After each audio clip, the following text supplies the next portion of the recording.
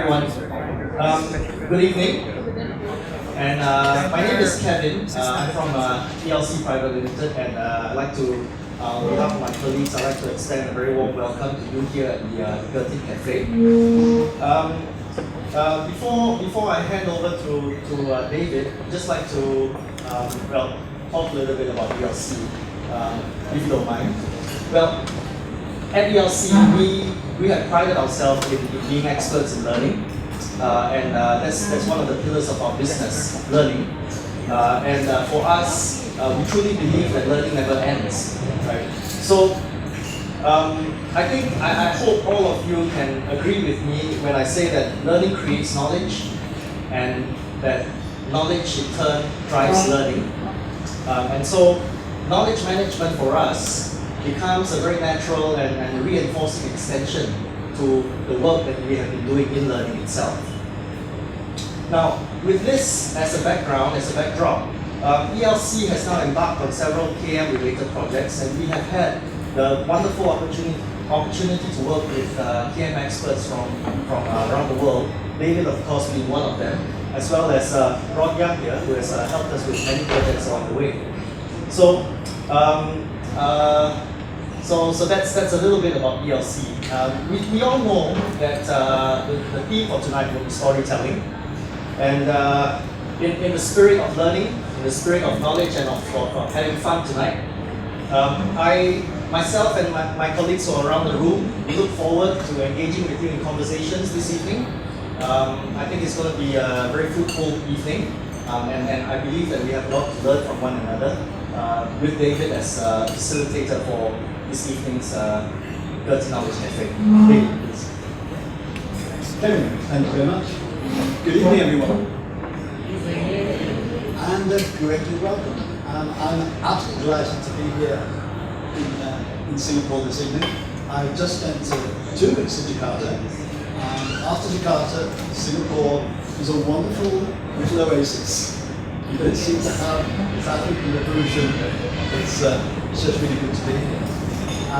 I've been coming out to Singapore, I think probably for about 10 years, and I'd like to thank this gentleman here, Wang Yang, because I came here with Ron and Grit in 2003, 2002, probably. Really can't remember. And I've been coming back ever since. So this goes to show how much I enjoy coming to Singapore. What do I want to do this evening? What I'd like to do is start by telling you a story. I'd like to tell you the story how knowledge cafes started in London pretty much 10 years ago. I'm going back to September 2002, when I ran my first knowledge cafe in London. And things had led up to that cafe really during the previous 2 years. I used to go along to some knowledge management talks that were organised by the City University Business School in London. And many of those talks were good. They lasted about an hour, presentation and followed by questions. Many of those talks were good. Many of them, though, are what I call dire. Death by PowerPoint. Chalk and talk. People heard them referred to as sit and git. And then the audience is falling asleep. The speaker, who maybe only had 30 minutes to speak, would have literally 150 PowerPoint slides and insist on going on every single one of those slides.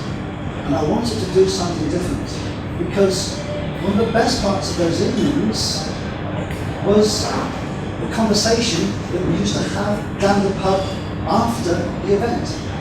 And I wanted to create a presentation format that was more conversational, that was more like the conversation that we had in the pub. Because it seemed to me that was where the real learning took place, that was where we were really engaging with the topic. And more often than not, there was more expertise in the room than there was at the front of the room. So I wanted to do something that was a lot more conversation. And that was how the cafe started. It simply started as my intense frustration with this traditional lecture-style format that we've lived with now for for many years, and I think time and time again it's proved that it's not the best way to learn. So that was how the cafe started. So that's a little introduction. One of the things I do at the beginning of all my cafes is I do something called speed networking. And you might have been familiar with it, but it's a little bit like speed dating. How many of you are familiar with speed dating? Nobody ever admits to that. Somebody did. So, speed networking is like speed dating, except you don't get to date. But there's no rule against it. If you do get a hot date for Saturday night, I want to know about it. So, what I'd like you to do, I've got in my pocket here, I've got a whistle. I'm going to blow the whistle once. I'd like you to find somebody in the room who you don't know, and I'm going to give you 2 minutes to have a conversation with them. I'll then blow my whistle, and you change partners. We do that 3 times, so you have 3 conversations with 3 people who you don't know, 3 interesting people in the room, and then I'll move on, and we'll get into the body of the evening. Okay? So, I'll whistle again.